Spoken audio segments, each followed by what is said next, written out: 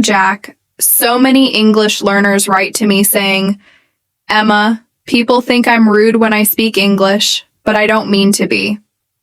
And honestly, it breaks my heart because they're not rude at all. They're just using phrases that sound polite in their language. But in English, they come across as too direct or even a little harsh. Oh yes, I've seen that too. And here's the funny part. Most learners don't even realize it's happening. They're being kind. They're trying their best. But one small phrase makes the listener think, whoa, that's a bit rude. And then the learner feels confused, embarrassed, or even avoids speaking altogether. Exactly. So today, we're going to save our listeners from those awkward moments. We'll go through the most common rude-sounding English phrases and show you the natural, polite alternatives. And trust me, once you hear them, you'll never want to go back. Let's start with a big one.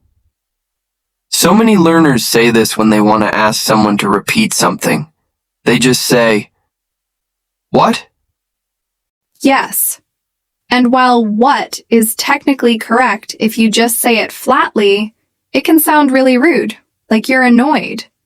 Imagine someone says something and you just go, "What?" It feels like you're angry, right? Absolutely. A better option would be, "Sorry, what did you say?" Or even, "Pardon," or in casual settings, "Sorry," with a rising tone. Those tiny changes make you sound warm and respectful instead of annoyed. That's the key, tone and word choice. Now here's another one that learners use a lot. Give me, like give me the pen or give me water. Direct translation from other languages, but in English it's super harsh. Oh yes, native speakers rarely say "give me." Instead, they soften it. "Could you give me the pen?" Or even better, "Can I have the pen, please?" See the difference? One sounds like a command, the other sounds like a request. And the truth is, politeness is power in English. When you sound polite, people actually want to help you more. When you sound too direct, even if you don't mean to, people might pull away. Here's another classic one. I want. Learners often say, "I want coffee." Technically fine, but again, a little rough. Instead, you can say, "Can I get a coffee?" or "I'd like a coffee." Both sound softer and more natural. That's such an important point. In English, I want can sound selfish or demanding, but I'd like or can I get makes you sound friendly and respectful. Exactly. Okay, let's go even deeper. One phrase that I hear all the time from learners is, "You're wrong." Now imagine saying that in a classroom or to a colleague. It sounds like you're attacking them. Right. A more natural way is, I don't think that's correct, or I see it differently. That way, you share your opinion without making the other person feel stupid. It's all about saving face for the other person. Yes. Because communication is not just about grammar. It's about emotion, too. If people feel respected, they'll respect you back. If they feel attacked, they'll shut down. Let's do another one. Learners often say, "shut up," because they hear it in movies. But in real life, it's extremely rude. Oh man, yes. Shut up is basically telling someone to be quiet in the harshest way.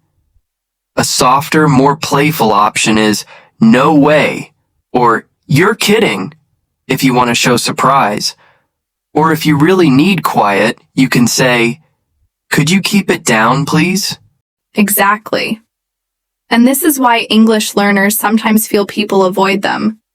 It's not because their English is bad, it's because tiny phrases give the wrong vibe. Here's another subtle one. Learners often say "move" when they want someone to step aside. Just move. That can sound aggressive. Better options? Excuse me, or sorry, can I get past? Much softer, much friendlier. Yes. And the beautiful thing is, when you learn these small shifts, your English instantly sounds more natural, more polite, more fluent. People look at you differently. They feel comfortable around you.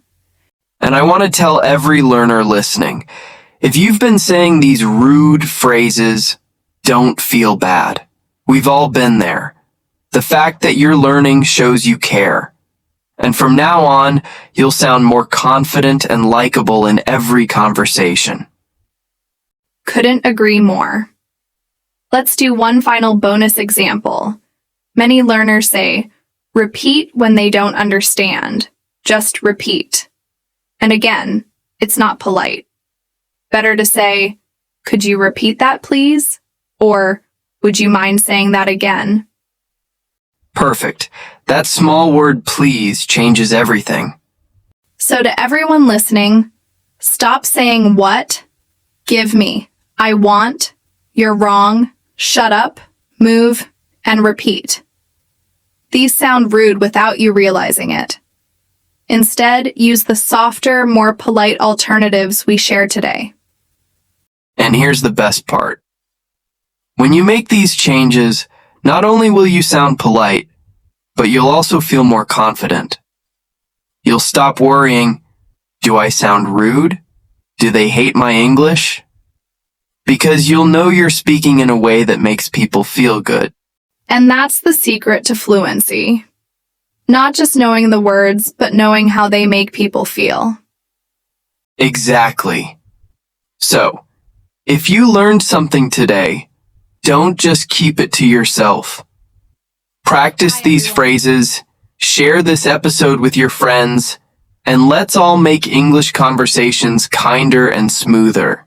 And remember, we've got new episodes every week. So hit subscribe, stay with us, and let's keep growing together. Until next time, keep speaking English with ease. Bye, everyone.